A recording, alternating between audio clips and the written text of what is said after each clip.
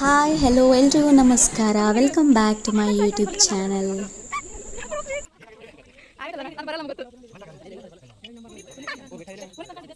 Okay, ಭಾಳ ದಿನದ ಮೇಲೆ ವ್ಲಾಗ್ ಹಾಕ್ಲಿಕತ್ತೀನಿ. ಸೊ ಸ್ವಲ್ಪ ಬ್ಯುಸಿ ಇದ್ದೆ. ಸೊ ಹಿಂಗಾಗಿ ಎಡಿಟ್ ಮಾಡ್ಲಿಕ್ಕಾಗಲಿ ಮತ್ತೊಂದಾಗಲಿ ಟೈಮ್ ಇರಲಿಲ್ಲ.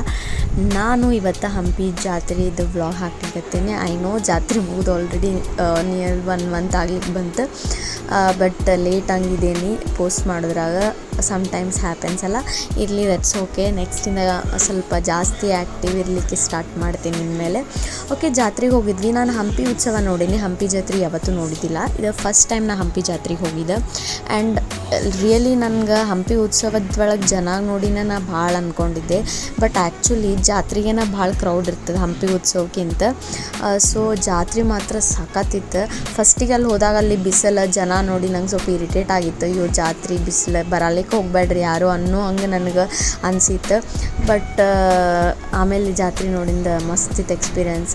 ಓಕೆ, ನಾವು ಫಸ್ಟು ಮಧ್ಯಾಹ್ನ ಹೋಗಿದ್ವಿ. ನಾವು ಹೊಸಪೇಟೆಯಿಂದ ಬಸ್ ಹಿಡ್ಕೊಂಡು ಹಂಪಿ ಮುಟ್ಕೊಂಡು ಆ್ಯಂಡ್ ಮಧ್ಯಾಹ್ನ ಹೋಗಿ ಫಸ್ಟಿಗೆ ನಾವು ಹೋಗಿದ್ದು ಇಲ್ಲಿ ಯಂತ್ರೋದ್ಧಾರಕಕ್ಕೆ. ಇದು ಯಂತ್ರೋದ್ಧಾರಕ್ಕೆ ಹೋಗೋ ರೂಟ್. ಏನು ಯಂತ್ರೋದ್ಧಾರಕ್ಕೆ ಹನುಮಾನ್ಜಿ ನೋಡಿರ್ಬೋದು ನೀವು.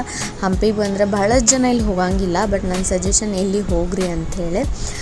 ಸೊ ಹಂಪಿ ಯಂತ್ರೋದ್ಧಾರಕ ಕಡೆ ಹೋದ್ವಿ ನಾವು ಮಧ್ಯಾಹ್ನ. ಹೋಗೋದು ಒಂದು ಸ್ವಲ್ಪ ಲೇಟಂಗೆ ಹೋಗಿದ್ವಿ, ಬಿಕಾಸ್ ಜಾತ್ರೆ ಅಂದರೆ ಈವ್ನಿಂಗ್ ತೇರು ಇರ್ತದಲ್ಲ, ಹೀಗಾಗಿ ನಾವು ಲೇಟಂಗನ ಹೋಗಿದ್ವಿ.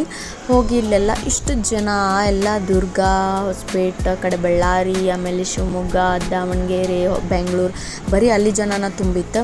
ಸೊ ಅಲ್ಲಿ ಹೋಗಿ ಒಂದು ಸ್ವಲ್ಪ ಚಿಲ್ ಮಾಡಿ ಮಂದಿ ಜೊತೆ ಎಲ್ಲ ಮಾತಾಡ್ಕೋತಾ ಬಂದು ಮತ್ತು ವಾಪಸ್ ಜಾತ್ರೆ ಕಡೆ. ಸೊ ಫ್ರೂಟ್ಸ್ ಅದು ತಿಂದ್ವಿ ಬಿಸಿಲಿಗೆ. ತಿಂದು ಇಷ್ಟು ಕ್ರೌಡ್, ಇಷ್ಟು ಮಂದಿ. ಆ್ಯಂಡ್ ಇಲ್ಲಿ ನೋಡ್ರಿ ಇವಾಗ ಕಿನ್ನಾಳು ಗೊಂಬೆ ಅಂತ. ಸೊ ಕಿನ್ನಾಳು ಗೊಂಬೆ ಎಲ್ಲ ಪರ್ಚೇಸ್ ಮಾಡಿದ್ವಿ. ಜಾತ್ರೆ ಸಾಮಾನೆಲ್ಲ, ಜಾತ್ರೆ ಅಂದ್ರೆ ಗೊತ್ತಲ್ಲ ನಮ್ಮ ಕಡೆ ಎಲ್ಲ ಜಾತ್ರೆ ಸಾಮಾನೆಲ್ಲ ಹಾಕಿದ್ರು. ನೋಡ್ರಿ ಇಷ್ಟು ಜನ ಆಯ್ತಲ್ಲ, ಇಲ್ಲಿ ನಾ ಬರೀ ತೋರಿಸ್ಲಿಕ್ಕತ್ತಿದ್ದು ಬರೀ ಒಂದು 2-3% ಅಷ್ಟೇ. ನೋಡ್ರಿ ಅಷ್ಟು ಮಂದಿ ಇತ್ತು. ಫುಲ್ ಹಳ್ಳಿಯಿಂದ ಹಾರ ಬರ್ತಾವಲ್ಲ, ಅವ್ರ ರಿಚುವಲ್ಸ್ ಇರ್ತದೆ ವರ್ಷ. ಸೊ ಅದು ಕಂಟಿನ್ಯೂಷನ್ ಇತ್ತು. ಸೊ ಇಲ್ಲೇನು ಸ್ಪೆಷಾಲಿಟಿ ಅಂತಂದ್ರೆ ಇಲ್ಲಿ 2 ತೇರನ್ನ ಎಳಿತಾರೆ. ಜೋಡ್ ತೇರು ಜಾತ್ರೆ ಇದೆ. ಸೊ ಜೀವನದಾಗ ಒನ್ಸ್ ಇನ್ ಅ ಲೈಫ್ ನೋಡಲೇಬೇಕು ಇಲ್ಲಿ ನೀವು ಬಂದ್ರಿ ಅಂದ್ರೆ. ಸೊ ಜೋಡ್ ತೇರು ಎಳಿತಾರೆ. ಮೊದಲು ಒಂದು ಎಳಿತಾರೆ, ಆಮೇಲೆ ಇನ್ನೊಂದು ಆನೆ ಬಂದಮೇಲೆ ತೇರು ಎಳಿಲಿಕ್ಕೆ ಸ್ಟಾರ್ಟ್ ಮಾಡ್ತಾರೆ. ಸೊ ಇದು ದೊಡ್ಡ ತೇರು.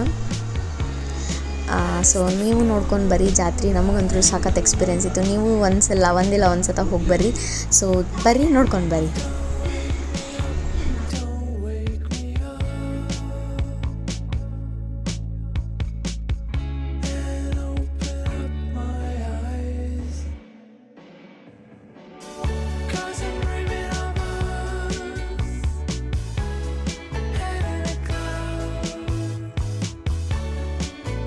ನಾನು ನೆಕ್ಸ್ಟ್ ಸಪ್ರೇಟ್ ಒಂದು ಹಂಪಿದ ವ್ಲಾಗ್ ಮಾಡಿ ಹಾಕ್ತೇನೆ ಅಂತ.